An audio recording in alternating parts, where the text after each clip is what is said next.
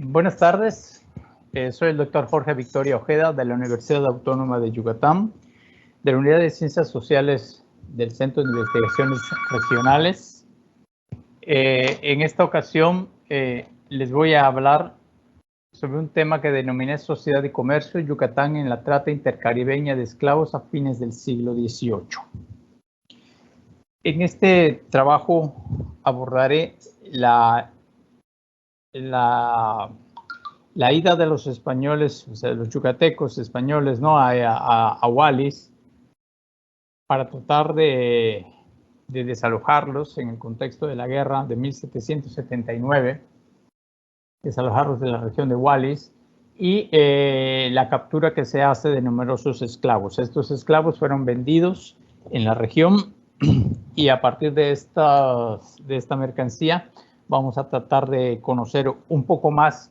Esto ya está algo estudiado, pero a partir del elemento del esclavo vamos a tratar de conocer parte de la sociedad de Mérida, de Campeche y de Cuba. Bien. La lucha independentista de las 13 colonias en Norteamérica trajo consigo grandes repercusiones en el área del Caribe, ya que Francia y España, simpatizando con la causa de los colonos ingleses, buscaron contribuir al debilitamiento de la Gran Bretaña en aquella nación. Francia le declaró la guerra a Inglaterra en 1778 y el 24 de junio del año siguiente, España hizo lo mismo, entre otros asuntos, para buscar recuperar el territorio de la Florida, evacuar a los ingleses de Centroamérica y en Europa recuperar las posesiones de Gibraltar y Menorca. Los objetivos de esas naciones se expresaron en el Acuerdo de Aranjuez del 12 de abril de 1779, que pretendían que España recuperase la soberanía del Golfo de México y del Canal de las Bahamas y aniquilar la presencia de los británicos en la costa de la península de Yucatán y el Golfo de Honduras. La idea era que España atacase las posesiones inglesas del litoral norteamericano del Golfo de México, la costa suroriental de la península yucateca, la región de Wallis, la que tenemos encerrada en el círculo rojo, y las del Reino de Guatemala, alargando hasta la parte de lo que hoy conocemos como Honduras, toda la costa llamada de los Mosquitos. Por su parte, Francia atacaría al enemigo por la parte de Norteamérica. Al mes siguiente, Carlos III de España emitió una real cédula en que declaraba la guerra a Inglaterra y autorizaba a sus vasallos hostilizar a los súbditos del rey de la nación enemiga. Ese conflicto repercutió en Yucatán debido a que la región conocida como Wallis, cedida a los entonces enemigos únicamente para el corte de la Tintoria, estaba inserta en el territorio peninsular. El gobernador interino y capitán general de Yucatán, Roberto Rivas Betancur, recibió la instrucción de desalojar a los denominados intrusos y recibió 100,000 pesos desde la Ciudad de México para realizar la empresa, así como 500 quintales de pólvora procedentes de La Habana. Con antelación al ataque, las autoridades consideraron la estrategia de capturar a los esclavos en parte como una forma de mermar la fuerza de trabajo utilizada por los ingleses en sus labores en Wallis, lo que conllevaría a la pérdida económica para aquellos propietarios. Y por otra, se pensó que la captura y venta de los esclavos, así como el remate de otros bienes materiales obtenidos, sería una forma de hacerse de un caudal que se destinaría para los militares que participasen en esa expedición militar. Para la autoridad hacendaria yucateca, aquella oportunidad se presentaba inmejorable para la obtención de recursos, ya que las cajas reales de la provincia estaban endeudadas.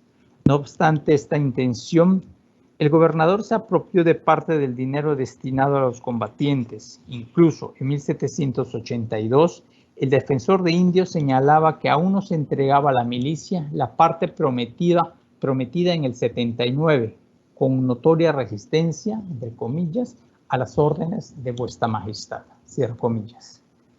Rivas Betancur ordenó la reunión de fuerzas disponibles tanto de mar como de tierra, en el fortificado Bacalar. Las fuerzas navales de Campeche y Bacalar, 21 embarcaciones diversas, se acompañaron de una fuerza de 800 hombres reunidos de todos los distritos de la provincia. Aunado a ello, hay que considerar del refuerzo que significó la figura del corsario, autorizada en la persona de don Nicolás Pereira. La embestida española hacia Wallis partió de Bacalar el 9 de septiembre con destino a Cayo Cocina, distante 40 leguas. Inicialmente se procedió a evacuar a las poblaciones de Río Hondo, lo cual se logró con éxito, y luego se pasó a enfrentar a los enemigos en Cayo Cocina, St. George Cay o Kitchen Cay en la documentación británica. En este dibujo, presumiblemente 1779, se muestran las edificaciones que encontraron los españoles para ese entonces, y a un costado, en el lado derecho del mapa, vemos los nombres de los principales sujetos que poseían algún terreno en el Cayo. Sin embargo, estos de los capturados en esta embestida, no todos están ahí. Los principales ya habían huido a otras regiones. Bien, el Cayo fue atacado por 2 goletas, una balandra y 300 hombres, y después de rendirlo al poco tiempo, se tomó prisioneros a los ingleses cortadores de palo de tinte asentados y a los negros esclavizados. Además, se expulsó a los colonos que se encontraban en el curso del Río Nuevo, en donde se destruyeron 40 rancherías.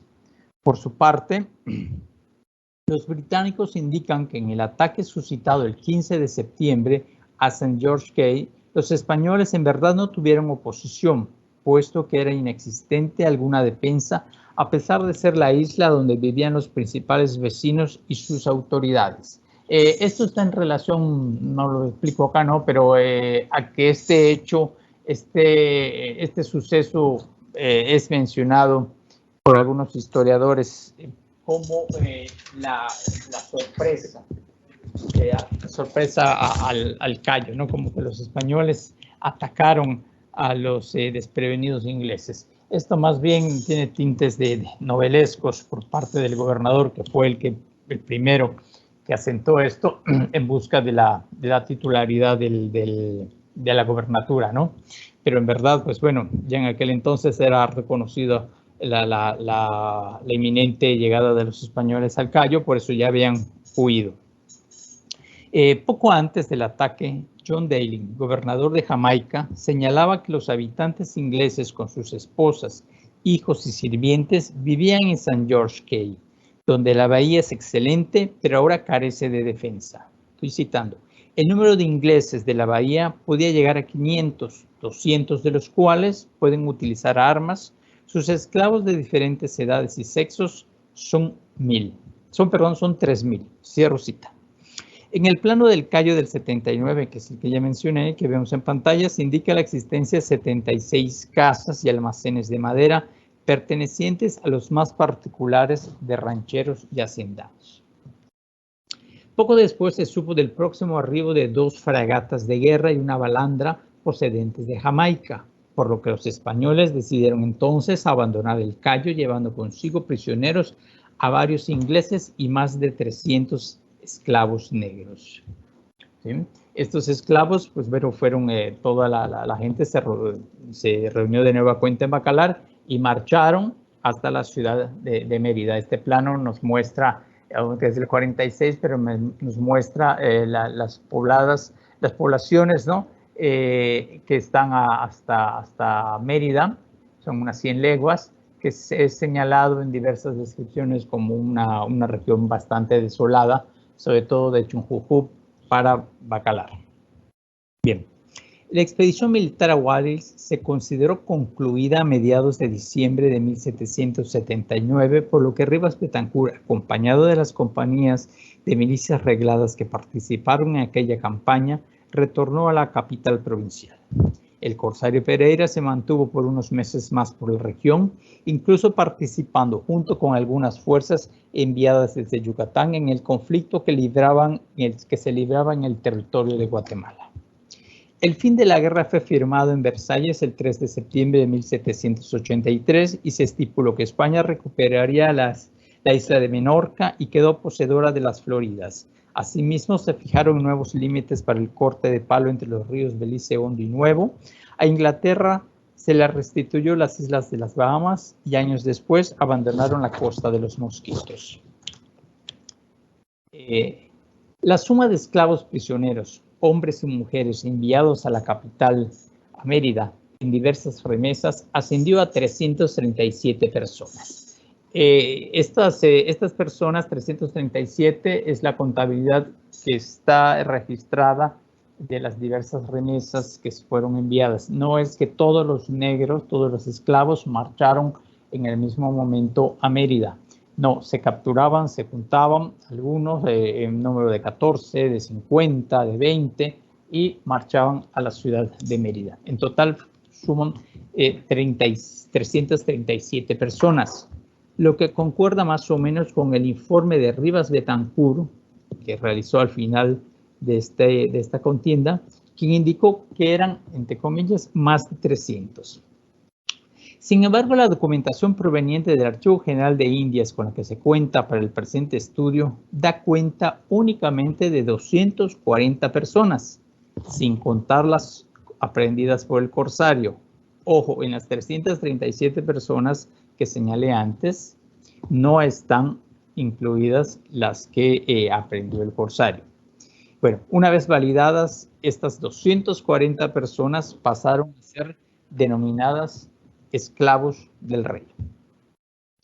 En cuanto a las piezas capturadas y de posesión del corsario Pereira, ofertadas después de darse por concluida la moneda de los anteriores, fueron alrededor de 31 personas de ambos sexos. En Mérida, los 240 esclavos del soberano fueron asentados en la documentación según el sexo, la edad, el nombre que decían tener en su idioma, entre comillas, y poco después el precio del avalúo para su venta. La división por género señala la existencia de 159 hombres y 81 mujeres divididos en la forma siguiente. Bueno, pero antes, estas imágenes, vemos que estos esclavos fueron de algunos pues depositados en la ciudadela de San Benito, otros fueron depositados en la iglesia que antes pertenecía a los jesuitas y se vendieron, se remataron para que nosotros tengamos en cuenta en los bajos del palacio, del actual Palacio de Gobierno, ¿no? El palacio del capitán general en aquel entonces, que es la imagen que vemos a nuestra derecha arriba. Bueno, estas son la contabilidad o tal como están presentados en el documento los esclavos del rey, divididos por hombres adultos, mujeres casadas con hijos, hijas de estas, las mujeres casadas sin hijos, las solteras con hijos, etcétera, ¿no? Todo da un número de 240 esclavos.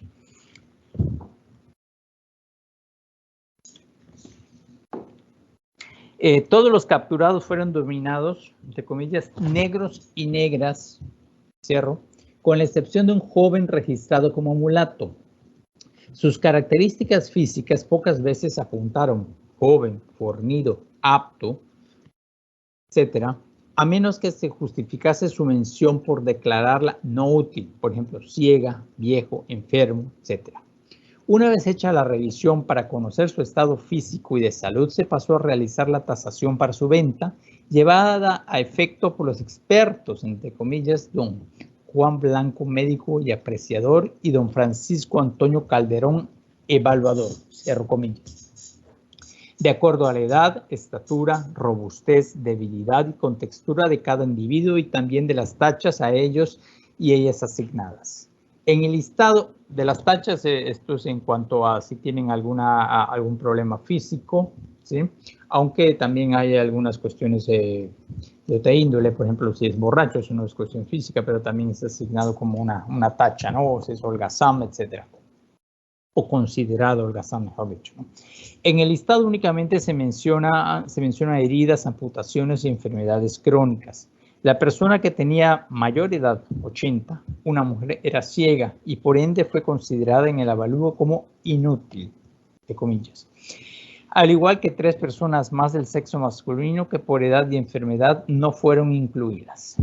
No obstante, esas personas no fueron separadas del grupo e incluso salieron a la venta. Fue hasta la segunda tasación en enero del año siguiente, o sea, de 1780, cuando se indicó que fuesen declaradas libres y entregadas a gente que quisieran recogerlas para, de comillas, para que las instruyan en los misterios de nuestra católica religión y procuren su cristianidad. Cierro comillas. Acerca de los precios asignados por los especialistas, la valoración más alta fue de 250 pesos para los varones y las mujeres de 200 pesos. Sin embargo, ya después de realizada la venta, el precio más alto fue de 290 pesos que alcanzó una mujer.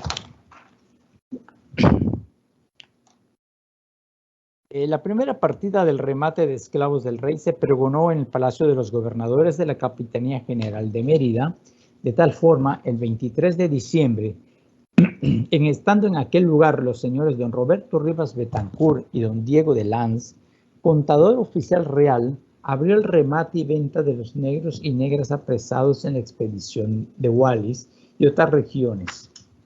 O sea, en Cayo Cocinas y otras regiones de Wallis, perdón. La comercialización dio inicio con la oferta de Lía, una de las 3 negras asentadas con ese nombre, la cual fue adquirida por el capitán y encomendero don Pedro de Anguas en 230 pesos. La venta siguió por 5 días más, llevándose a efecto 72 transacciones, sea tanto individual o por grupo. En el total, en 1779 se vendieron 155 esclavos y esclavas. Ya de regreso al año siguiente, en enero, se realizaron 3 transacciones y se alcanzó una cifra para dar un total de 199 esclavos vendidos en Mérida.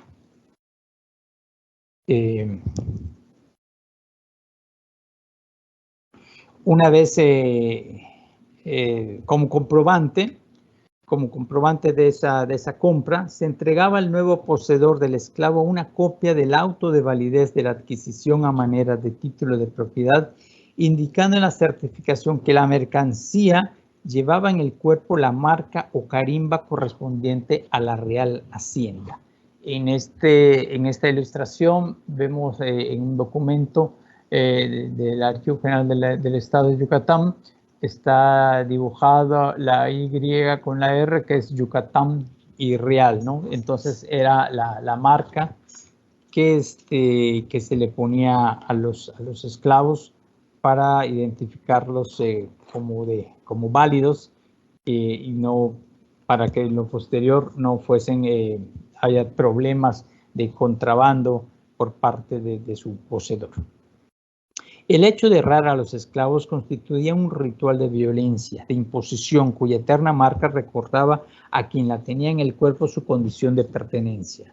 Al respecto, el contador real, don Diego de Lanz, escribió: después de vendidos, sus dueños los presenten para marcarlos en la real marca que nuevamente se ha mandado fabricar y está formada por una I y una R unidas, signo que se descifra esta dicha provincia de Yucatán y la señal del Rey nuestro Señor, que Dios guarde, excluyéndose solamente de este efecto los que se considerasen menores de 5 años, quedando sus dueños con la obligación de presentarlos luego que pasen de dicha edad para marcar. Después de considerarse concluida la almoneda de los esclavos propiedad del rey, se pasó a vender a los esclavos que eran del corsario. De estos no vamos a hablar, pero de acá hemos encontrado 31 esclavos que vendió el corsario, ¿no? Y también el corsario pues seguía con su participación en la contienda bélica, como ya mencioné anteriormente, pero también designaba personas para que le vendiesen la mercancía.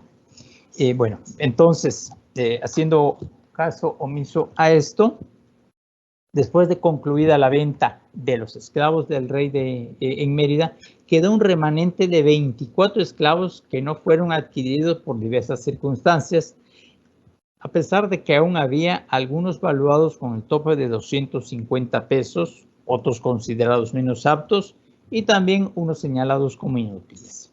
Ante esta circunstancia, don Roberto Rivas y don Policarpo Antonio Echanove, interino en la administración de las cajas reales, con poderes del tesorero propietario don Clemente Rodríguez Trujillo, acordaron enviarlos al puerto de Campeche para tratar de efectuar su venta en esa plaza. ¿Sí? Entonces ya vemos que en esta ruta salen de Wallis, de seguro viniendo una procedencia desde Jamaica, llegan a Wallis, luego van, pues bueno, por algunos días tal vez a Bacalar, de allá son enviados a Mérida, allá se hace una venta y los que no se pueden vender, entonces se mandan a Campeche, ¿no? Para seguir con el periplo por la península. Al respecto de la gente declarada inútil, con problemas de edad avanzada o ceguera, se acordó que se declararían libres, como se mencionó la primera vez, aunque no se les dio esa libertad. En ese rubro se incluyó a 8 personas, ¿sí? Se les notificó que se hiciera saber la noticia y se les repartiría entre gente de la sociedad meridana.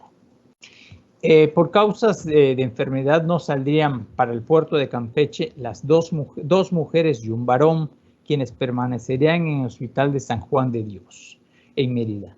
Con esas bajas, los esclavos que marcharían a Campeche fueron entonces 21 personas. En esa nueva ciudad, las ventas se realizaron en 3 días no consecutivos, el 14 de febrero, el 14 de febrero, el 18 de ese mismo mes y el 4 de marzo. Con las ventas en Mérida, 199 y 21 en Campeche, sumado a los 10 apresados declarados libres por gozar en ese estado en el momento de su captura, 8 liberados por enfermedad y 2 que permanecieron en el hospital, tenemos la suma de 240 esclavos. No había yo hecho mención de estos 10 apresados. Cuando llegan a Mérida, 10 personas se dicen libres y se inicia todo un litigio que duró 2 meses y preguntando incluso a los ingleses capturados que si conocían a estos negros, que si los conocían en libertad o en condición de esclavos. Y bueno, pues estos 10 personas que lograron su libertad fueron declarados libres. Bueno, ¿quién compró a estos esclavos? En la Almoneda de Mérida, la mayoría de los compradores fueron de orden militar, al igual que los señalados propietarios laicos como bachilleres, seguida de gente integrante del cabildo, religiosos, individuos encomenderos, comerciantes y funcionarios de la Hacienda Real. Los interesados en esas compras no solo fueron varones, ¿sí? Acá vemos la lista de estas 199 de estos varones, pero también hay mujeres compradoras. Ojo, ellas no hicieron acto de presencia en la puja, ¿no? Sino el documento menciona, por ejemplo, don Pedro de Anguas, pues compra 2 esclavas a nombre de doña María Antonia Aguirre, ¿sí? Entonces, ellas en sí no van al acto de la venta, sino tienen unos intermediarios. Pero se menciona en el documento para quién en verdad iba la compra, ¿no? Y acá vemos a 19 personas. ¿Sí? Bien, el gobernador interino no aparece en la lista de los compradores en la almoneda. Sin embargo, debió de adquirirlos por medio de otra persona, dado que le eran necesarios para la parafernalia social y de poder, de acuerdo a su empleo. Ahí, de los gobernantes que ejercieron el cargo entre 1708, de los gobernantes que ejercieron el cargo entre 1708 y el 92, al menos 11 de ellos se hicieron de esclavos durante su administración, con un total de 57 personas en esa condición, lo que da un promedio de 5 por gobernador. La media entre el resto de españoles que poseían esclavos fue de 1 o 2, rango en donde por supuesto no caía don Juan Esteban Quijano, acaudalado comerciante yucateco que compró numerosos negros. Los gobernantes tenían esclavos como signo de estatus social y económico, y también para destinarlos a algunas labores que le ayudasen a acumular riquezas en el lapso de su administración, sea para en la recolección de los repartimientos de los indígenas mediante alquiler o hacerlos partícipes del contrabando. Quiero decir que acá estoy mencionando que tenían 2 o 3 esclavos y tal vez para otras regiones de América Hispana y aún de la Nueva España, pues estos número es bastante bajo, ¿no? Pero hay que tener en condición que acá en Yucatán no había una situación, una economía para destinarlos a las plantaciones, como fuese, por ejemplo, en algunas regiones de Veracruz o en la minería, ¿no? Sino tenían otro papel los esclavos, ¿sí? Bueno, Rivas Betancourt también se hizo de algunos esclavos capturados en Wallis. A pesar de que no aparece en la lista, sí hemos detectado que se hizo de algunos esclavos, pero debió ser por medio de otras personas que posteriormente se las vendieron y de las piezas del corsario, y también de las piezas del corsario Pereira. El testimonio se localiza en el registro de bautizos de la parroquia de Jesús María, donde se localizan las partidas del 9 de febrero de 1781 que indican el bautizo de María Josefa, de comillas, negra adulta natural de Calle Cocina, Cierro, esclava del gobernador de Roberto Rivas, y de José Negro, adulto natural de Jamaica. Y el 1 de julio de 1780, cuando bautiza el negro adulto natural de Guinea, Juan Nepomuceno, también propiedad de Rivas, ¿sí? Incluso cuando Rivas estaba en Bacalara, bautiza hijos de esclavos que él tenía en Mérida. Al caso de los gobernadores, es difícil que hayan escapado del registro bautismal de sus esclavos nuevos, como hicieron algunos compradores. En los libros de bautizo de la parroquia de gente de ascendencia africana en Mérida, es notoria la ausencia de varias personas que adquirieron algunas piezas en almoneda. Por ejemplo, don Juan Esteban Quijano tiene más de una veintena de bautizados, aunque la cantidad adquirida fue mucho más elevada. El cura don Juan Echazarreta, el cura de Humán, no aparecen en ningún registro y compró más de 20, así como tampoco don Pedro de Anguas, entre otros. Esto indica que, a pesar de esa obligación, algunos omitieron ese ritual por algún motivo. Algunos de los esclavos adquiridos en Mérida fueron a parar al campo yucateco aprovechando su fuerza, robustez, entre comillas, y también la cercanía que los españoles sentían hacia ellos antes que para el lado de los indígenas, hacia los africanos, de ascendencia africana, ¿no? Con el tiempo pudieron convertirse, al igual que otros, en mayordomos de encomenderos o cobradores del tributo e impuestos fuera de Mérida, por lo que debieron de tener relaciones con los cabildos mayas.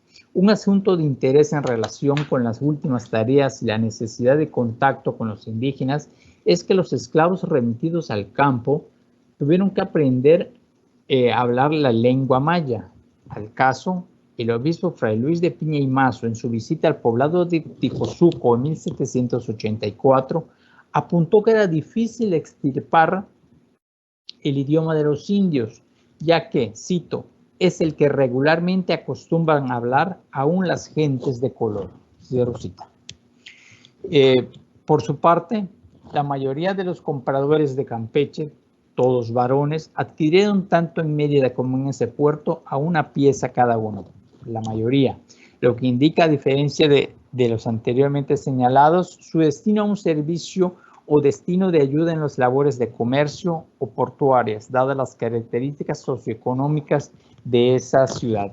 Y asunto que esto ya ha sido estudiado por Ana Isabel Martínez Ortega desde hace bastante tiempo y también por por otras investigadores de España, sobre todo. Bien, la doctora Cristina García Bernales, tenía yo en mente. Bien, los restantes compradores allende los límites novohispanos fueron 5 personas, ¿sí?, que vivían en Cuba. 3 de ellos pertenecientes a la élite de la isla. Uno era comerciante y hombre de mar, y el restante quizá dedicado al mismo oficio, aunque se desconocen datos sobre él. Los 3 primeros lograron una cifra de 34 piezas, por lo que, aunado a la situación de necesidad de esclavos en la isla, la restricción existente para su adquisición, aquellos 3 poderosos señores vieron en Yucatán la oportunidad de hacerse de la apreciada mercancía.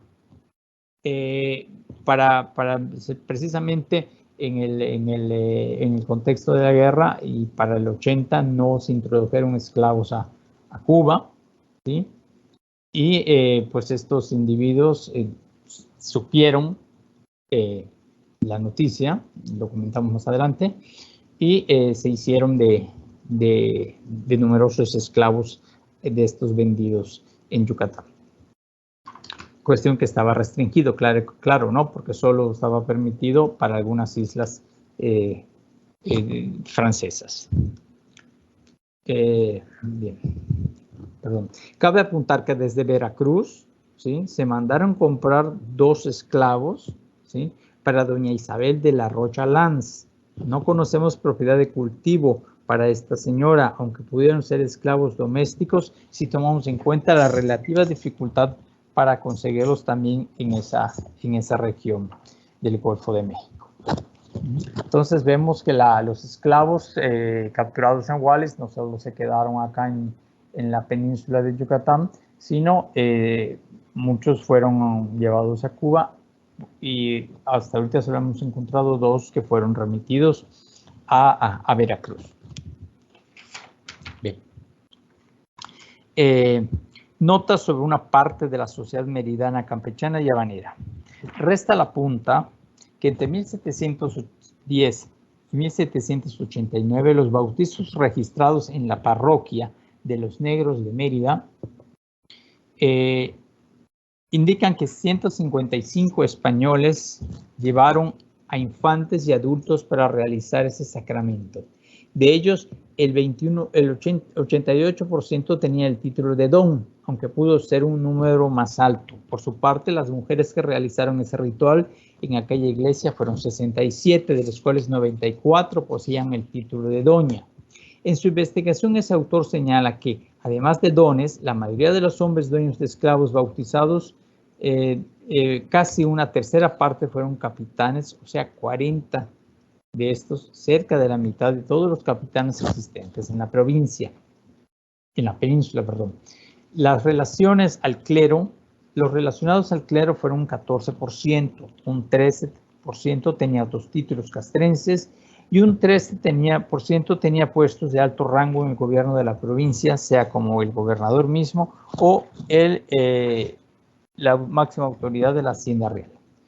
En la capital provincial, la élite se conformó durante todo el siglo XVIII por funcionarios y encomenderos que a la vez eran comerciantes. Sumado a ello, algunos inmigrantes dedicados también al tráfico comercial que se unieron vía vínculos matrimoniales con los primeros. Todos ellos enfocando sus esfuerzos en la explotación productiva de la tierra a través de los indígenas o la búsqueda de los usufructos de una encomienda. En Campeche, en cambio, el ascenso social y el reconocimiento público de los comerciantes se limitó a la adquisición de un cargo concejil y a la acumulación de capital con base en el comercio y las propiedades productivas, aspectos que hicieron que los inmigrantes en la villa portuaria ascendieran al control del cabildo y del poder económico de dicha zona, asunto notorio a partir de la segunda mitad del siglo XVIII. Ante esta situación, concordamos con Resta cuando apunta que, dada la correlación entre los puestos del cabildo con el ser poseedor de esclavos, en la centuria XVIII, la élite propietaria de esa fuerza de trabajo cambió de las familias más arraigadas y provenientes de conquistadores a otra conformada por inmigrantes más recientes. Tras ese proceso, las familias poseedoras de esclavos podían dividirse en tres categorías: los grupos familiares descendientes de conquistadores que conformaban una élite antigua; dos, familias más recientes de élite, o sea, las familias que arribaban a Yucatán principalmente desde España, desde mediados y finales de la colonia. Y tres, otras familias sin un origen claro que tuvieron integrantes pertenecientes a las otras dos categorías. En ese movimiento de gente se señalan como familias de raíces antiguas a los Caballero, Chacón, Castillo, Pérez y Solís, y como parte de las nuevas a los Cano, que ya vimos, a los Lanz, que ya vimos, también a los Porrio, a los Quijano, que ya vimos, y de apellido Subiaur. Meseta va más allá, Luis Meseta, el historiador Luis Meseta va más allá e indica que Juan Esteban Quijano, José Cano, Pedro de Anguas, Enrique de los Reyes y Gregorio José de la Cámara, todos ellos bastante notorios en el hecho histórico que ocupa estas líneas, entre comillas, fueron quienes dominaron en las transacciones mercantiles de Mérida desde mediados del siglo XVIII hasta aproximadamente la última década de dicha centuria, cierro comillas, y aunque se les menciona dentro del ámbito del comercio, también eran partícipes de las actividades relacionadas a la encomienda, la administración real y las estancias ganaderas. En la lista de las personas que adquirieron algún esclavo o esclava para ellos o en representación de otras personas en la almoneda del 79-80 en Mérida, figuran 39 compradores, todos varones, como ya vimos. Sin duda, la mayoría pertenecientes a la élite representada por los encomenderos, grados militares, gente del clero de la Real Hacienda y señalados con el prefijo dom.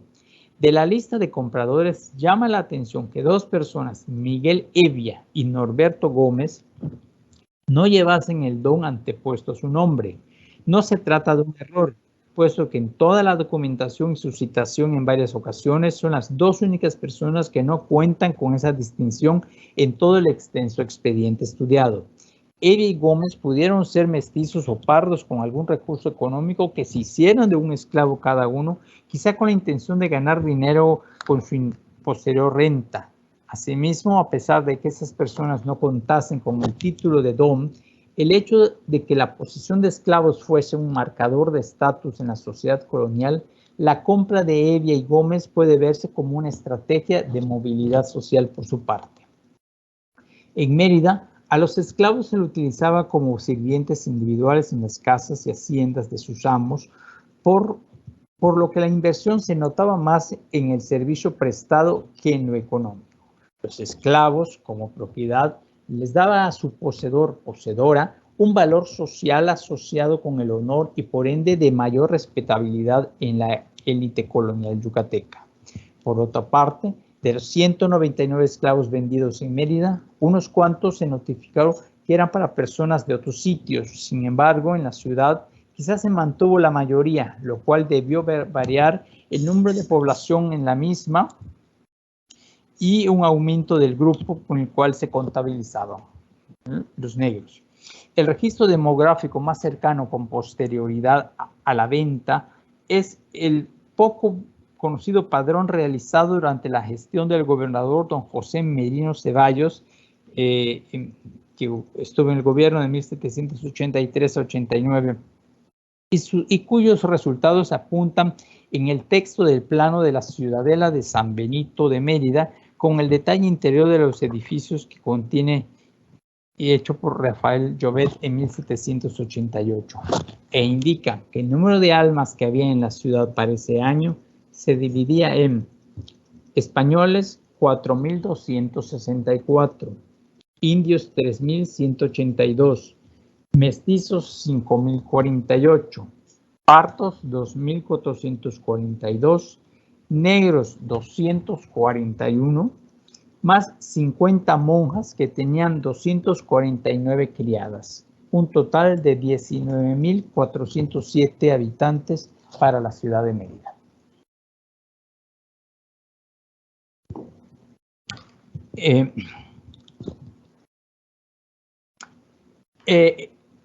La mayoría de los compradores esclavos en Mérida. En ese apartado se subraya quiénes fueron las principales personas que se hicieron de más esclavos, ya sea para sí o por el nombre.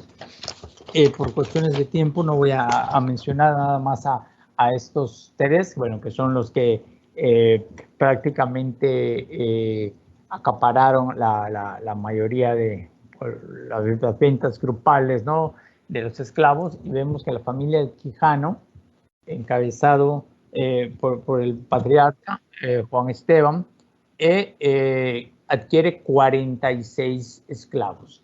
El cura de Humán, Luis Echazarreta, pues compró 28 esclavos, y Miguel de Lanz se hizo de 16. Del único que sabemos, este señor, el último Miguel de Lanz, pues bueno, como vamos a ver posteriormente, él los compraba para vender en representación de otras personas.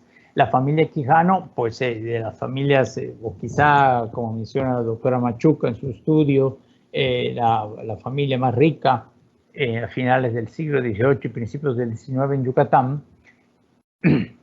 con numerosos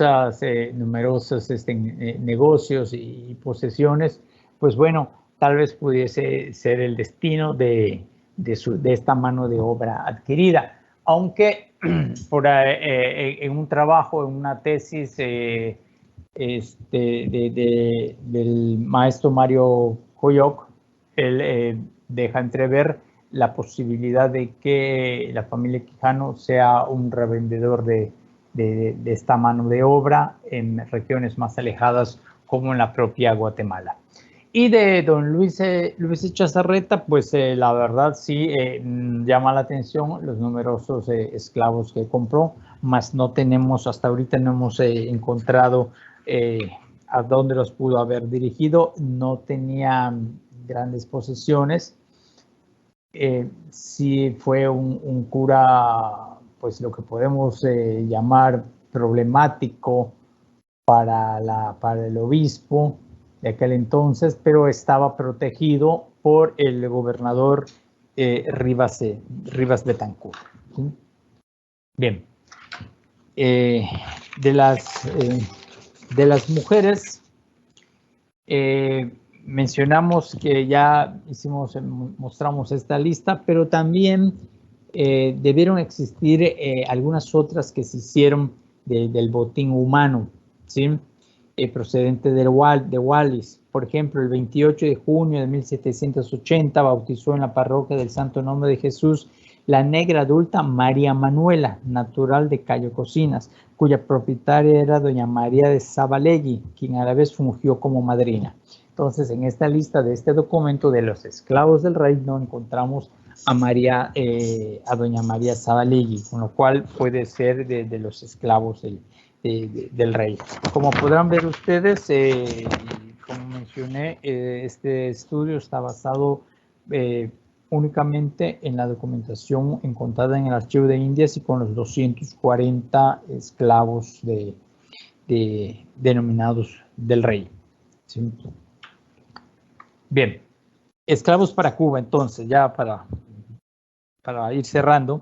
Con referencia al tema que se expone en este trabajo, hay que destacar la adquisición que don Pedro de Anguas hizo el 19 de enero, cuando adquirió 20 esclavos para don Manuel Aparicio del Manzano y Justis, marqués de Justis de Santana, vecino de La Habana, por la cantidad de 4.520 pesos. Por el destino geográfico que tendrían esos esclavos, sin duda que pasarían a los ingenios cubanos necesitados de mano de obra para su desarrollo, situación muy lejana a las funciones domésticas de la esclavitud en Mérida.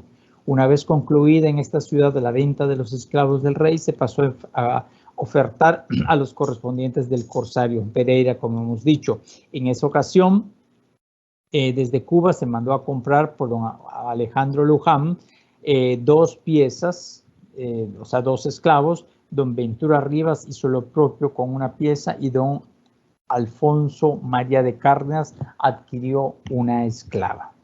El sábado 4 de marzo, que resultó el último día de la moneda del rey en Campeche, se hizo la oferta de 19 sujetos aún existentes para entonces. En esa ocasión, don Miguel de Lanz hizo postura por 12 personas a nombre de don Ignacio de Peñalver y Cárdenas, quien era tesorero general del Ejército Real, Hacienda y Marina en la Plaza de La Habana, intendente honorario de provincia y comisario ordenador de los Reales Ejércitos. Esto en La Habana. La partida ascendió a 2.300 pesos y habiéndose repetido la postura varias veces, se le declaró como válida adjudicándoles a Lanz el lote. En el mismo pregón, don Miguel de Lanz también hizo otra postura, pero en esta ocasión a nombre de Juan Bautista Bonet, quien era teniente general de la Real Armada y comandante general del departamento de La Habana. Ahí se compraron 4 esclavos y para mencionar lo que vamos a ver antes, de entre estos estaban 2 con los nombres Pita, que se bautizó como Pedro, y Manabel, Pita, Manabel de Pablo, sí, y Manuel. Sí, Pita y Manuel son los que nos vamos a interesar quedarnos con sus nombres. Con posterior a la venta, ya finiquitada la venta, quedó una cantidad en ambas ciudades de 37.381 pesos y 9,5 reales para ingresar a las reales cajas. Y como ya mencioné, esto parte se perdió en el camino porque ya fueron utilizados para otras cuestiones. Como reflejo de un sector de la sociedad habanera, vemos que en un intento por recuperar algo de la historia del devenir de los esclavos enviados de nueva cuenta al Caribe insular y conocer a sus compradores, pues nos fuimos un poco más al estudio de qué pasó con estos sujetos, ¿sí? O sea, quiénes eran más bien los compradores. José Alejandro Luján, se supo muy poco, ¿no? Únicamente tenemos que el 7 de febrero del 81 era capitán y administrador de la fragata San Francisco de Asís y como tal realizaba una contrata de fletamiento para viajar a Cádiz con un cargamento de azúcar, ¿sí? De don Ventura Rivas no fue viable saber algo, ¿sí? A este hombre totalmente desconocido para nosotros. Al caso de estos 2 individuos, es posible que sus adquisiciones en Mérida las destinasen para su servicio personal, pues su poca compra apunta que no era para la reventa en Cuba o para algún ingenio. De igual forma, puede pensarse para don Alonso María de Cárdenas, quien adquirió una negra de 22 años de nombre Ana, a pesar de ser propietario de los ingenios San Vicente de la Guada Larga y Santa Rosalía de la Esperanza. Aunque no contamos con más información, la aislada adquisición del español contador de La Habana puede ser razón de su destino como ama de leche o nodriza. El máximo comprador de esclavos en Mérida para llevar a La Habana fue don Manuel Aparicio del Manzano y Justis, nacido en aquel puerto caribeño y bautizado en la catedral el 10 de enero de 1722. Este sujeto fue contador mayor del Real Tribunal de Cuentas de la isla de Cuba, alcalde ordinario, entre otros, y por real despacho del 11 de junio de 1761 se le concedió el título de Marqués de Justis de Santana, en vez de a su tío materno, quien falleció antes de la llegada de esa merced. Entre sus propiedades en Cuba se le conoce el ingenio San José de Miraflores, ubicado en el Corral de Guanabo, y la hacienda El Molino. En el caso de Ignacio Peñalver y Cárdenas, marqués de Arcos, además del empleado ya señalado, era propietario del ingenio San Nicolás de Loreto o Nuestra Señora de Loreto. Para la década de 1760, el ingenio apareció como uno de los 4 más grandes de la isla, con más de 100 esclavos. Asimismo, fue dueño de la hacienda de crianza llamada Coñongo. De don Juan Bautista Bonet, quien adquirió 4 esclavos, se sabe que era poseedor de la hacienda de crianza denominada Las Moscas. Para esta persona los documentos del archivo fueron más dadivosos, puesto que encontramos que para el año siguiente vende a Pedro, ¿sí? En Cuba por el doble de la cantidad que lo adquirió. Y dice, sépase que yo, don Juan Bautista Bonet, caballero de la Orden de Santiago y teniente general de la Real Armada, otorgo que vendo realmente a Juan Nepomuceno Moreno Libre un negro natural de Curazao nombrado Manuel, el mismo que hube y compré por remate que hizo a mi nombre en la ciudad de Campeche el regidor Miguel Lanz, como consta el testimonio que se expone a continuación, ¿sí? Y lo vendió en 440 pesos al sujeto este. Bien, en este caso vemos que el comprador fue un moreno libre sin apellido, ¿no? El comprador de esta reventa, sin duda uno de los cientos que residían en La Habana por aquellos años y que quizá había logrado su libertad recientemente dada la ausencia de patronímico. El hecho que Manuel, el negro que vendieron, dijese natural de Curazao, quizá responda que en verdad era su lugar de nacimiento y que posteriormente pasó a manos de los ingleses para ser llevado a Wallis. Al caso de la procedencia de los bautizados en Mérida, se les señalaba como procedentes de Mérida, perdón, en la mayoría de Cayococinas o Jamaica. En consecuencia, en el marco de la compra e introducción no legal a La Habana, se señala otra procedencia, así como se omitió la fecha de adquisición, con lo cual esto pudo ayudar a velar el hecho. Bien, luego Bonet se deshace del esclavo Manuel, a este no se le pone ni quién lo compró, ni dónde lo compró, perdón, ni tampoco la fecha, ¿sí? Y en este último documento se menciona una relación en el cual de mucha amistad de Bonet, Peñalver y otro sujeto que se encargaría de la venta de sus esclavos en Cuba, ¿sí?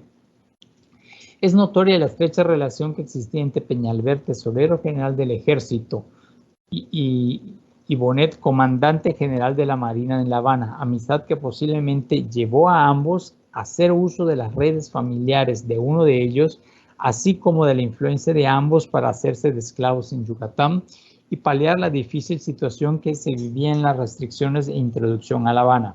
Ahorita mencionaremos esto de la familia. El volver los ojos para la península de Yucatán y hacerse de esclavos tanto por los arriba mencionados como para las otras personas que los adquirieron desde Cuba fue una respuesta al cese del suministro, pues el asiento de esclavos gaditano había finiquitado en 1779 e incluso para 1780 no se importó mano de obra a esa isla, ¿sí? Bien, ¿qué tiene que ver acá la familia Lanz?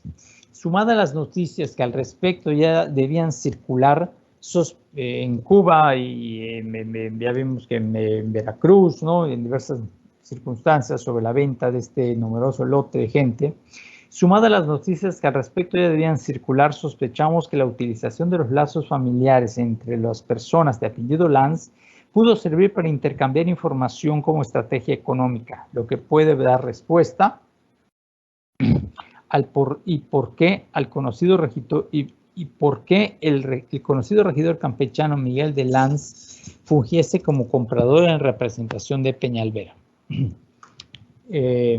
Bueno, acá vemos en pantalla todo el periplo que ya habíamos mencionado, ¿no? Que nos ilustra ahora entonces sí el texto de la conferencia de las relaciones intercaribeñas de la venta de los esclavos, ¿sí? El apellido Lanz es repetitivo entre algunos compradores de esclavos más allá de fronteras peninsulares e inclusive novohispanas. La familia como red y como estructura de larga duración ha desempeñado un papel decisivo en el análisis del conjunto de la estructura social y de la élite de poder. Esa red está interrelacionada por factores que le confieren una unidad y homogeneidad que les permite una permanencia duradera. Aquellos constituyentes son, entre otros, la alianza matrimonial, la alianza a través de los negocios y la proximidad geográfica, entre otros. Estos núcleos familiares tienden a perpetuar su ser social aunado a los poderes y privilegios que gozan por medio de diversas estrategias que pueden ser de carácter reproductivo, económico, como en este caso presuponemos, educativas y otras.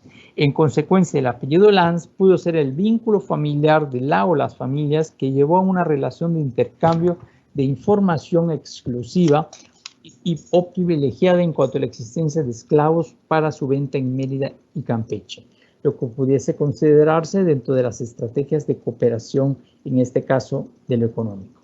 Don Diego de Lanz, contador, juez oficial real de las provincias, así como su sobrino y ahijado, el regidor y comerciante don Miguel de Lanz, pudieron notificar a la parentela que estaba en Cuba acerca de la posibilidad de hacerse de fuerza laboral ante un panorama de escasez de mano de obra para su venta en la isla. Despierta sospechas la participación de importantes personas citas en Campeche en un comercio donde se involucra también a don Ignacio de Peñalver, cuya esposa era doña Antonia Navarrete Lanz, natural de Cartagena de Indias e hija de Melchor Navarrete Baranda, exgobernador de Yucatán, y Micaela Lanz de la Rocha. A pesar de los escasos datos encontrados, hasta ahora, pues estos no permiten entretejer mejor los lazos familiares. Sin embargo, no por ello descartamos la idea a profundizar en lo futuro. Después de toda esta lectura que hemos hecho de este texto, a dónde fueron a parar los esclavos, quiénes los compraron, para qué presuntamente los hubiesen comprado, pues llegamos a algunas consideraciones. ¿Sí? Bueno, en primer lugar, estos 240 esclavos es lo que podemos considerar la moneda más grande registrada en la historia de Yucatán. Permite conocer una importante vía de hacerse de esclavos y de recursos, el hecho de que las autoridades hayan ido a investir a los ingleses en el contexto de la guerra y aprovechar hacerse del botín humano para venderlo y hacerse de recursos, dada la situación de la hacienda pública, de la hacienda real, pues, en Yucatán. Ayuda a identificar los mercados internos para ese comercio, así como posibles traficantes, quienes compraban acá, a dónde se dirigían, y bueno, pues algunos sujetos que, como Quijano o Echazarreta, que bueno, ahí habría que profundizar más en una posible, revendedores a otros territorios. Y revela posibles relaciones familiares o de grupos de poder para la adquisición de los esclavos, en este caso los Lanz que acabamos de mencionar. Y para el caso de Cuba, aporta información para conocer la mirada hacia Yucatán de los dueños de ingenios para abastecerse de esclavos en el siglo XVIII. Hasta ahora lo que se ha escrito sobre el abastecimiento de esclavos en Cuba no contempla la llegada de gente de Yucatán, sino hasta los conocidos casos de los indígenas para la guerra de castas, ¿sí? Y ahora, la compra de esclavos como reflejo de una diversidad socioeconómica la podemos presentar de esta forma. Parte de la sociedad meridana utilizó a los esclavos como mercancía de estatus, honor, prestigio, servicio doméstico, y en el campo como capataces y recolectores de tributo. Parte de la sociedad campechana, diferente a la de Mérida, utilizó a sus esclavos para las labores del trabajo comercial y portuario y no como elemento o símbolo de prestigio. Ahí ya hay una diferenciación en la propia península. Y una más es la parte de la sociedad habanera, y digo parte porque lógicamente no podemos hablar de la sociedad que incluye a todos, sino es una parte que se hizo de estos esclavos y son lo que con base a ello partimos para estas consideraciones, ¿sí? Parte de la sociedad habanera recurrió a esa compra, dado que era una sociedad esclavista, diferente a la que se presentaba en Yucatán, necesitada de mano obra para destinarse a la producción. Pues bueno, con base a esta documentación presentamos un somero reflejo de lo que fue pues 3 sociedades de 13 pues, sitios, Mérida, Campeche y La Habana, con sus necesidades sociales y económicas diversas cada una de ellas. Espero que esto sea de su interés y les agradezco su atención. Muchas gracias.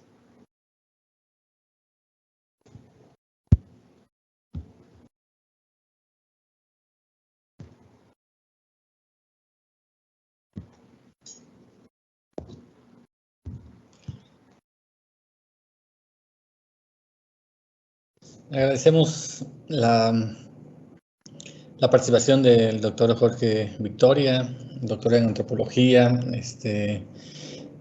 doctor en historia, y que es compañero nuestro aquí, investigador, profesor investigador en la Unidad de Ciencias Sociales del Centro de Investigaciones Regionales, doctor Hideo Noguchi, de la Universidad Autónoma de Yucatán, con este tema tan importante y que creo que recientemente ha empezado a cobrar importancia en lo que es la visibilización de toda esta parte de nuestra historia cultural dentro de lo que es México, significativamente para la península de Yucatán, ¿no? que tuvo este contacto directo por mar hacia toda esta parte que se fue dando de toda esta otra herencia que tenemos de los afromexicanos que se fueron desarrollando. Y yo creo que es muy importante toda esta documentación que se va plasmando, que se va poniendo para ir visibilizando, ¿no? Toda esta historia que quedó oculta, que la colonialidad fue ocultando como muchas otras historias también de los pueblos originarios, pero quizá está más, ¿no? Porque fue un proceso que se fue dando. Entonces, todos estos datos que el doctor Jorge Victoria ha recabado por años, donde él es especialista en el tema, ahora nos son de vital importancia para poder ir haciendo este reconocimiento de toda esta otra herencia que tenemos y que poco a poco irá saliendo a la luz dentro de todas nuestras historias familiares, ¿no? A menos que hagamos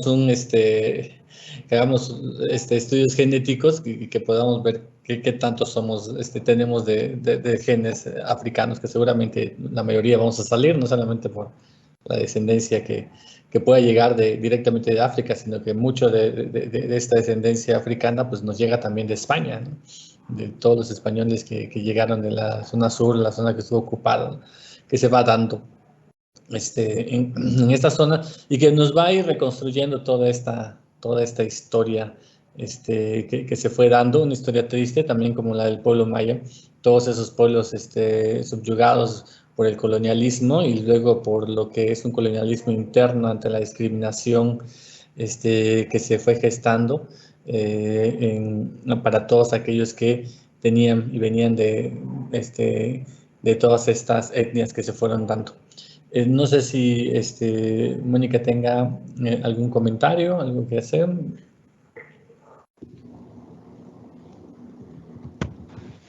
Sí, felicidades Jorge por tu trabajo. Me parece que das datos relevantes, porque yo lo que he leído no es mi tema, pero en cuanto a las relaciones interculturales, bueno, relaciones interétnicas más bien entre mayas y afrodescendientes, a finales del siglo XVIII ya había mucho menos compra de esclavos en la península de Yucatán, y entonces tú ahí aportas pues datos novedosos que hablan de una numerosísima cantidad de esclavos afrodescendientes. Entonces es bastante atractivo para seguir con nuevas perspectivas sobre la presencia de los afrodescendientes en la región. Sí, cierto es que nos hemos quedado con la idea, ¿no?, de que pues poco a poco, con el paso del tiempo, pues se fue perdiendo el interés por hacerse de esclavos acá en Yucatán, pero ya vemos con este ejemplo, y bueno, ya en el último tercio pues del siglo XVIII, ¿no?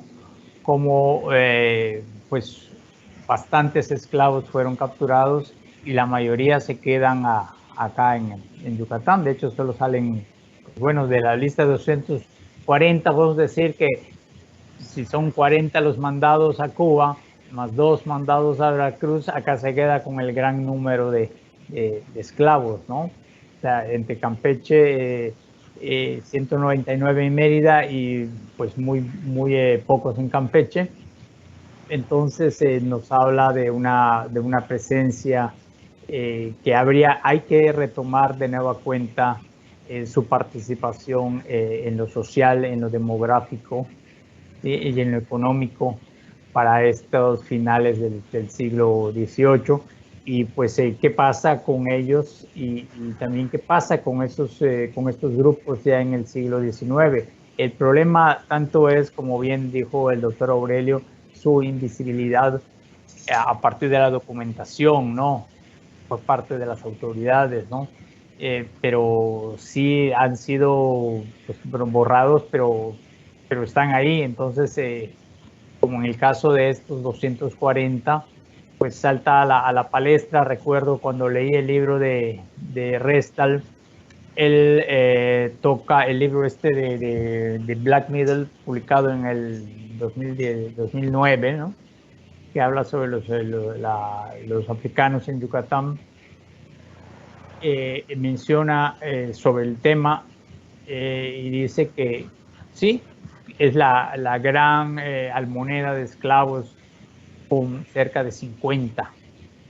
¿Sí? Entonces ya 5 veces más tenemos esa cantidad que a Resta le parecía, pues bueno, altísima.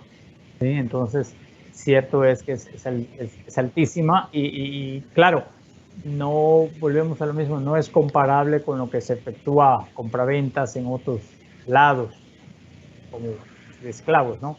Pero para nuestra región sí es de importancia dadas nuestras características socioeconómicas y nuestra propia historia. Y generalmente se hablaba que no venían en grupos, sino que venían de manera, en comparación con otras regiones, que aquí en la región se compraban de manera individual en general. Tú, de acuerdo a los últimos datos que tienes, ¿qué opinas? Bueno, ahí hay que matizar un poco.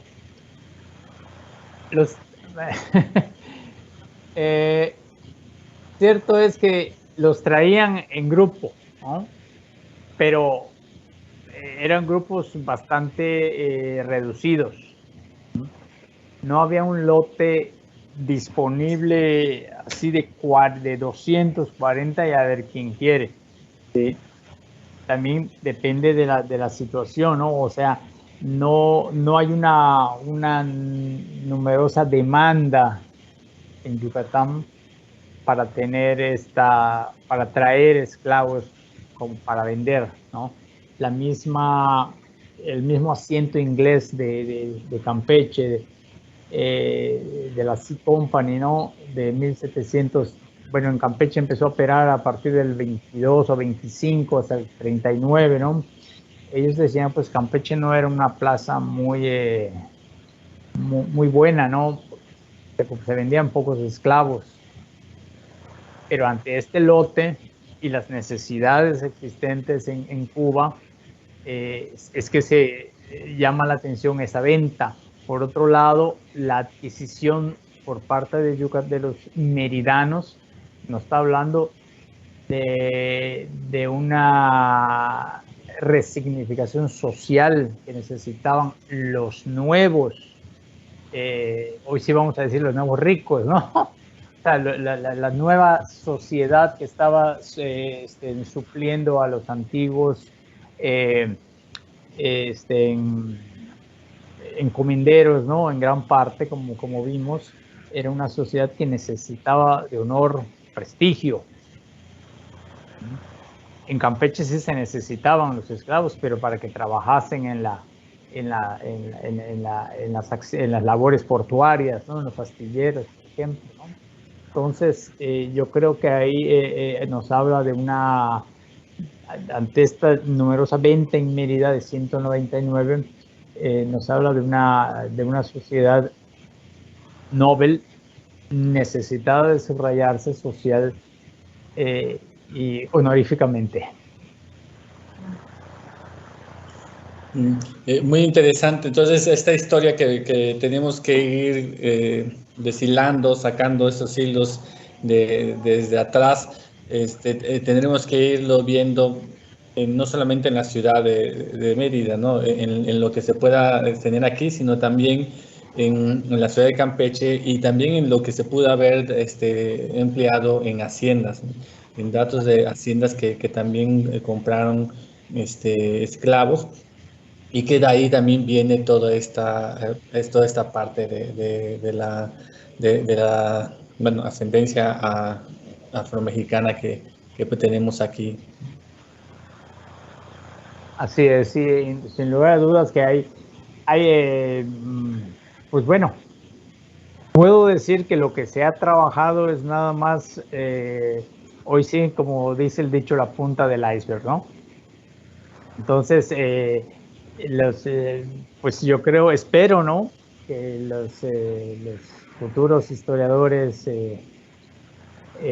los jóvenes que se interesen en el tema, porque hay muchísimo de dónde sacar, ¿no? E incluso en algunos casos el tema está en sus propias comunidades, por ejemplo, algún chico o chica de Tizimín, ¿no? Pues bien puede hacer un estudio con base a los libros parroquiales sobre la población afrodescendencia que ha habido. Incluso el mismo Restal menciona que Quiquil, muy cerca de Tizimín, él lo considera un tercer pueblo de negros en Yucatán. Y estoy mencionando además a uno que me viene a la cabeza, pero por ejemplo en cualquier libro que abramos de alguna población de Yucatán, vamos a ver que hay algunos bautizados, entierros o nacimientos, matrimonios de negros, de pardos, etc. Nada más es saber jalar el hilito y encontrar hoy sí el hilo negro. Sí. Y luego también saber quiénes eran pardos y quiénes eran mulatos. Ya hay una confusión un poco, ya se empieza a diluir esas diferencias, ¿verdad? Sí, sí, cierto es, ¿no? Porque para algunos investigadores han encontrado que pardos, o sea, lo que para nosotros es pardo, el hijo del negro y la mujer maya, en el centro novohispano puede tener otra acepción, ¿no?